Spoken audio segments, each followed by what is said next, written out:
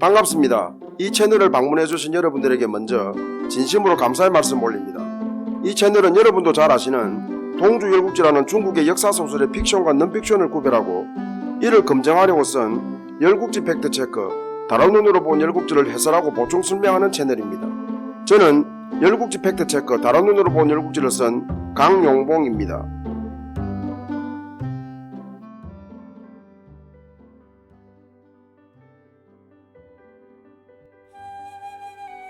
이번 회차에서는 열국지 팩트체크, 다른 눈으로 본 열국지 제1장 패자를 기다리며 제1절 낙양천도 1. 주순왕 즉위 전까지 중에서 주무왕이 언나라를 멸망시키는 부분, 즉 부족국가 주나라가 천하를 얻는 시점까지 살펴보겠습니다. 이번 회차부터는 제가 쓴 열국지 팩트체크, 다른 눈으로 본 열국지를 열팩열국지, 열팩열국지라고 약칭하겠습니다. 풍문용의 동주열국지는 주순왕 39년, 즉 기원전 789년에 천무에서 왕군이 오랑캐 강룡에게 패한 장면에서 시작하는데요. 이 장면이 동주열국지의 도입부인 셈입니다. 열팩열국지도 어느 시점을 도입부로 삼을까 고민했는데요. 첫째, 사마천의 사기봉기 중 오제봉기의 오제를 중심으로 한 중국 고대사부터 시작할까 생각했으나 열팩열국지의 끝이 진시황이 중국을 통일하는 시점, 즉 주나라가 멸망하는 시점인데 중국의 고대사부터 시작하여 현대사까지도 아니고 주나라 멸망까지여서 열팩열국지의 내용적 구조가 기형적이지 않을까 하여 이는 포기했고요. 둘째, 어차피 열팩열국지도 열국지이니 풍문용의 동주열국지와 같은 시점을 도입부로 삼을까 생각하다가 열팩열국지의 독창적이고 기발한 구조와 아이디어를 살릴 수 없을 것 같아서 이도 포기했고요. 셋째, 그렇다면 어떻게 시작할까 고민하다가 열팩열국지의 끝이 주나라 멸망까지이니 사마천의 사기봉기 중 주봉기의 주나라부터 시작하자고 결정하는 것입니다. 주나라에서 시작하여 주나라에서 끝맺는 거죠. 저는 열팩열국지의 제1장 패자를 기다리며 제1장 낙양천도 1. 주순왕 즉위 전까지를 쓰기 위하여 사마천의 사기, 자군명의 국어 등의 참고 문헌을 인용했는데요. 그 상세 내역은 자막으로 나가는 바이니 참고하시기 바랍니다. 중국의 고대사는 사마오대시대, 하나라, 언나라, 주나라 시대로 내려오는데요. 언나라를 초기에는 상나라라고도 했는데 저는 계속 언나라로 표기하였습니다. 사망과 관련하여 복희시, 여화시, 신농치라는 설, 천황시, 지황시, 인왕시라는 설, 복희시, 추경시, 신농시라는 설이 있고요. 오제와 관련하여 황제, 전욱, 제곡, 요순이라는 설, 복희, 신농, 황제, 요순이라는 설, 소호, 전욱, 고신, 요순이라는 설, 복희, 신농, 황제, 소호, 전욱이라는 설 등이 있습니다. 사마천은 삼황시대는 역사시대로 보기는 어렵다며 사기 봉기에서도 재배하고 있습니다. 오제시대 때 요임금은 아들 단주가 있었음에도 불구하고 순임금에게 양위했고 순임금은 아들 상균이 있었음에도 불구하고 우임금에게 양위했으며 우임금은 아들 개를 제치고 이걸 후계자로 지명했지만 우임금의 장례가 끝나자마자 이건 우의 아들 개에게 왕위를 넘겨주어 어떻든 결과적으로 보면 우임금 때부터 왕위가 세습되게 되었습니다. 요임금이 순임금에게 선양했다는 사실은 사기 오제봉기를 비롯한 중국 정사의 기록인데요. 축서기년에서는 요임금이 득이 세하자 순은 요임금을 감금하고 왕위를 차지했다고 기록하고 있습니다. 이 축서기년은 오제, 하은주 및 춘추시대 때의 진나라, 전국시대 때의 위예왕까지 89명 왕의 1857년의 역사를 기록한 책인데요. 이 책은 전국시대 때 위나라 사관들이 기록한 것으로 보이며 서기 279년에 위양왕의 묘에서 발굴되었다고 합니다. 우임금 때 설나라의 지조인 해중이 수레를 만들었고 이기 운물을 이용하는 방법을 고안했으며 의적이 술 빚는 방법을 발견하였습니다. 우임금은 대략 기원전 2070년경에 하나라를 개국했는데 17대 거랑 때인 대략 1600년경에 언나라 탕왕에게 패하여 약 500년의 왕조가 멸망했고 언나라는 30대 은주왕 때 주나라 모왕에 패하여 약 600년의 왕조가 멸망하였습니다. 주나라의 시조는 후직인데요. 사마천의 주봉기에 의하면 후직이 농업에 탁월한 기술을 발휘하여 순임금으로부터 태땅과 희치성을 하사받았다고 합니다. 후직의 활동기간은 주무왕이 은나라를 멸하고 천하를 얻은 시점으로 본다면 1000년 이전의 시기인 것 같은데 희시문중의 계보로 본다면 1000년에 미치지 못한 것 같아서 후직의 활동 시기 또는 희시문중의 계승 시기에 의혹을 갖게 됩니다. 사마천의 사기 하봉기와 주봉기에 의하면 후직은 순임금 때 하나라를 개국할 우와 같이 활동했다고 기록하고 있는데 이로 보면 후직은 기원전 2100년경에 활동한 것으로 보이고 또 하봉기와 은봉기에 의하면 하나라는 형제성계 1건, 전임금의 아들성계 1건을 감안하더라도 우임금 이후 17대를 영위했고 은나라는 형제성계를 포함한 반계성계가 16건이기는 하지만 30대를 영위했다고 기록하고 있어서 후직과 우임금이 활동한 시점으로부터 은주왕이 멸망한 시점은 양대왕조 약 40대 즉 기원전 2070년에서 기원전 1000년대 초중반에 1000년이 넘는 시간이 경과했음을 알 수 있습니다. 그런데 주봉기에는 주무왕은 후직의 15대 손이라고 기록하고 있습니다. 물론 주봉기에는 후직에서 주무왕까지 부자승계로 이어졌다고는 하나 1000년이 넘는 양대왕조의 시간이 희시문중에는 16대였다고 하니 의혹이 생기는 것입니다. 추정컨대 주봉기의 희시문중 승계자 중 누락자가 있든가 아니면 후직의 활동 시기에 대한 오기이든가 또 아니면 양대왕조의 승계 기록이 잘못되었던가 하는 등의 의문이 드는 것입니다. 주나라는 후직에서 고공담보 직전까지의 가문적 성격의 희시문중, 고공담보 즉 기원전 1122년부터 거의 정손 주무왕이 은나라를 멸망하기까지의 약 100년의 부족국가 주나라, 주무왕 때부터 주평왕의 낙양천도 즉 기원전 771년까지의 천하를 경영하는 서주, 주평왕의 낙양천도부터 진시황에게 패망할 때까지 즉 기원전 770년부터 기원전 256년까지의 동주로 크게 나눌 수 있을 것 같은데요. 오늘 다룰 내용은 제가 나눈 분류에 의하면 부족국가 주나라의 활동 시기가 되겠습니다. 후직이 죽은 후 하나라가 농사를 소홀히 하자 희시 후에는 관직을 잃고 하나라를 떠나 서용에서 살게 됩니다. 후직의 정손 공유는 서용에서 다시 농사를 일으키고 벌목과 행상도 장려하여 사람들이 그의 휘하에 몰려들었습니다. 공유의 아들 경절은 빈 땅을 도읍으로 하였습니다. 이후 후직의 후손 고공담보는 후직과 공유의 사업을 다시 일으켜 희시를 부원케 했지만 이때 적인이 진입하였습니다. 고공담보는 적인에게 가죽과 비단, 소와 말과 보배 등을 주며 철군하라고 해유했으나 적인들은 이에 만족하지 않고 빈 땅을 요구했습니다.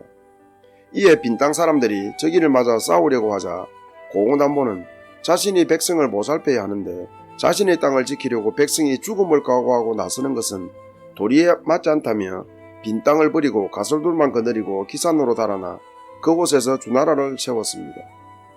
이 같은 고공담보의 안민사상에 감동한 빈 땅 사람은 물론 인근 백성들까지 기산으로 몰려들어 나라다운 면모를 갖추게 되었습니다.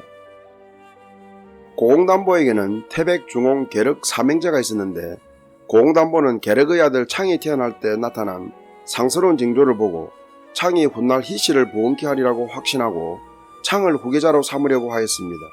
그러려면 태백이나 중홍이 아닌 계륵에게 먼저 군의를 물려주어야 하는데 차마 이를 태백이나 중홍에 말하느니 입이 열리지 않았습니다. 그런데 용하게도 태백이 이런 아버지의 마음을 읽고는 아버지에 대한 원망은 접고 가문부엉에 동의하고 계륵이 군의를 이룰 수 있도록 하기 위하여 중홍까지 설득하여 기산을 떠나 둘은 형만으로 달아났습니다. 이리하여 고공담보가 죽자 계륵이 자연스럽게 군의를 이었고 이어 창이 군의에 올랐습니다. 창의 비음한 운수를 알아본 고공담보도 대단했지만 자칫 왕자의 난이라도 일어날 법한 상황에서 군의를 계륵에게 양보한 태백과 중홍의 결단 또한 훌륭한 것이었고 이 결단이 주나라가 은나라를 멸하고 천하를 얻는데 큰 밑바탕이 되었으리라 생각합니다. 창은 어질고 현명하여 희하에 태전, 괭료, 산이생, 육자 등 당대 인재들을 끌어모으고 인심을 베풀며 세를 확장하였습니다. 이 같은 창의 덕세에 대하여 은조왕은 이를 경계하고 창을 유리에 가두었지만 창의 신하들로부터 뇌물을 받고 창을 풀어주었음은 물론 창에게 일부 제후국을 다스릴 권한까지 부여하였습니다. 은나라가 멸망한 여러가지 원인이 있겠지만 창 즉 자기 정적에게 힘까지 실어준 은조왕의 이 같은 판단은 그 원인 중의 하나였으리라 생각됩니다. 아니, 은조왕이 창을 자기 정적으로 여기지 않았다고 해도 더 큰 문제였겠죠.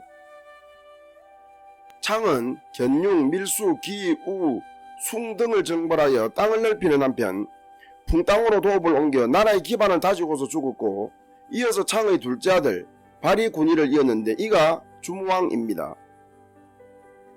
주무왕은 아버지 창의 신하를 유임시키고 거기에다가 강태공, 필공, 소공승 및 동생 주공단의 보좌를 받으며 선정을 베푸는 한편 군대를 정비하고 호땅으로 도읍을 옮겼습니다.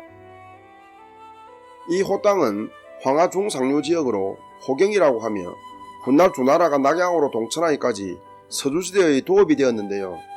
진나라 효공 때의 진나라 도읍 함양과 항고조 때의 한나라 도읍 장안은 호경 또는 호경 주변 지역을 말합니다. 이때 은조왕은 달기에 빠져 폭정을 일삼고 간신 비중과 올해의 아침에만 빠져 세상 돌아가는 것을 잊었으며 서역 미자계 등의 충운도 뿌리치고 KTX의 속도로 패망의 길을 달리고 있었습니다. 그러던 중에 주무왕은 기원전 1048년에 맹진에서 제후들을 소집하고 대대적인 열병식을 가졌는데 이때 800여 명의 제후들이 참석하였습니다.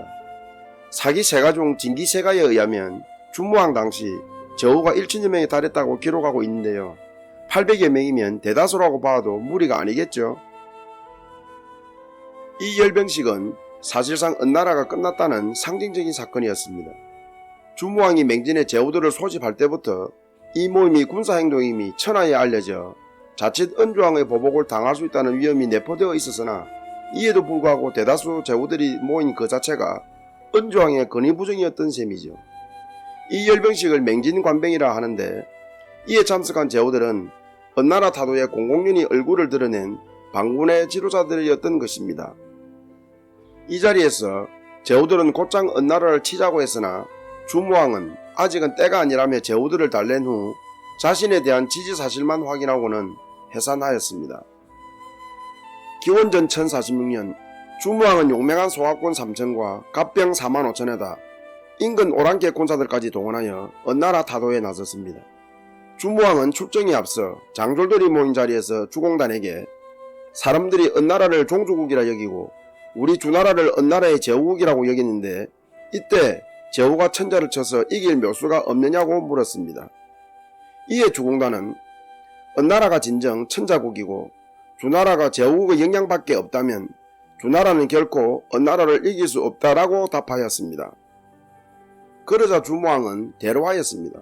주공단에게서 출병의 당위성이나 연합군의 정신을 무장할 수 있는 각오를 기대했다가 생뚱맞은 답을 듣고는 크게 화가 났던 것입니다. 그러나 주공단은 예 있는 자를 치는 것을 적이라 하고 어려운 자를 치는 것을 잔이라 한다. 그런데 지금 주공은 무도하고 민심을 잃은 은조왕을 치면서 어찌 천자를 치는 부담을 느끼는가 라며 주무왕을 일깨우자 주무왕 등은 신하가 천자를 친다는 부담, 즉 반역의 심적 부담을 떨치고는 당당하게 결전 의지를 다지고 출병하였던 것입니다. 민심과 대세는 연합군 편이었으나 그래도 군사의 수는 은군이 훨씬 많았습니다. 양측은 목야에서 맞붙었는데 은군은 애당초 싸울 의지가 없어 연합군에 투항하거나 달아났습니다. 은조왕은 크게 낙담하고 녹대 위에서 부진 자살했고 은나라는 멸망하였습니다. 달기도 죽었습니다. 달기가 죽은 양상과 관련하여 사기봉기 중 주봉기에서는 은조왕의 애첩 두 여인이 목매어 자살했다고 기록하고 있는데 이 중 달기도 포함되었을 것으로 추정됩니다. 그러나 은봉기에서는 주무왕이 달기를 죽였다고 기록하고 있습니다. 은조왕 씨는 은나라 29대 제열의 막내 아들이었지만 적자라서 즉위했는데요. 제열의 왕후이자 신의 생모는 제열이 죽자 자신의 아들이 아닌 당시 현명하다고 널리 알려진 서장자 미자계를 왕위에 올리려고 했으나 태사가 반대하여 실패했다고 합니다. 이와 관련하여 자기 아들보다 먼저 나라를 생각한 신의 생모도 훌륭했지만 적서의 구별을 엄격히 지킨 태사도 훌륭했다고 칭찬이 자자했습니다. 그러나 일설에는 미자계와 신의 생모는 같은 사람으로 미자계를 낳을 때는 정비신분이 아니었고 정비신분에서 은주왕 신을 낳았다고 합니다. 이나저나 자기 아들이란 거죠. 은주왕이 비록 폭군으로 그 끝을 마감했지만 사마천의 사기봉기 중 은봉기에 의하면 은주왕은 총명하고 결단력이 있고 달변가이고 용력 또한 대단한 아주 뛰어난 인물이었다고 합니다. 안 그래도 절대 권력을 가진 사람이 능력과 힘까지 있으니 신하뿐만 아니라 사람을 제대로 사람으로 보았겠습니까? 부족한 것이 없으니 겸손할 리 없고 추원이나 직원을 멀리하고 아첨을 적였을 것이니 폭군이 될 수밖에 없었겠네요. 은주왕의 폭군 행적 중에 대표적인 것이 주지육림과 포락지형인데요. 나체의 남녀들이 술이 가득한 연못에서 술을 마시고 나무에 걸린 고기를 안주 삼다는 것이 주지육림이고 기름을 칠한 기둥을 걸쳐놓고 그 아래 불을 피우고는 죄인들에게 기둥이를 걷게 한 형벌이 포락지형입니다. 인간의 상상력이 참으로 무섭죠.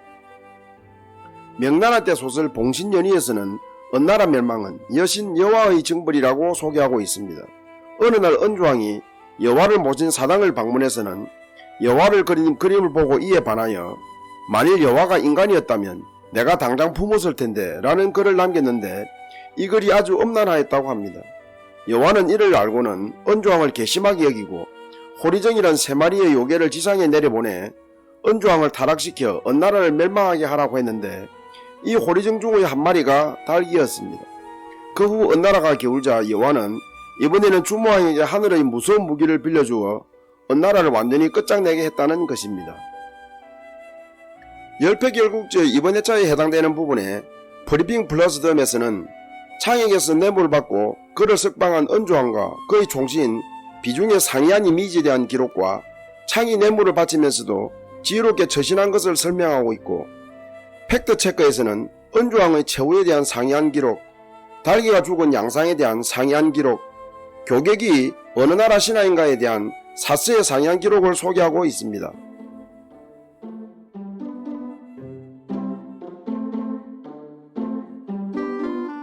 여러분, 요임금 아시죠? 순에게 왕위를 물려준 그 요임금 말입니다. 요임금이 순에게 왕위를 물려주기 전에 많은 이들을 고려하고 또 실제로 후계자 수업을 시켰는데 이들에게 만족하지 못하였습니다. 그러다가 요임금은 허유가 어질다는 이야기를 듣고 그에게 천하를 맡기려 했는데 이 소식을 들은 허유는 기산으로 숨어버렸습니다. 그 후 허유는 요임금이 또 자신을 중용하려 한다는 이야기를 듣고는 영숫가에 나아가 기를 씻고 있었는데 이때 친구가 소를 끌고 찾아와 씻고 있는 연유를 묻자 허유는 못 들을 말을 들어 기를 씻는다고 하였습니다.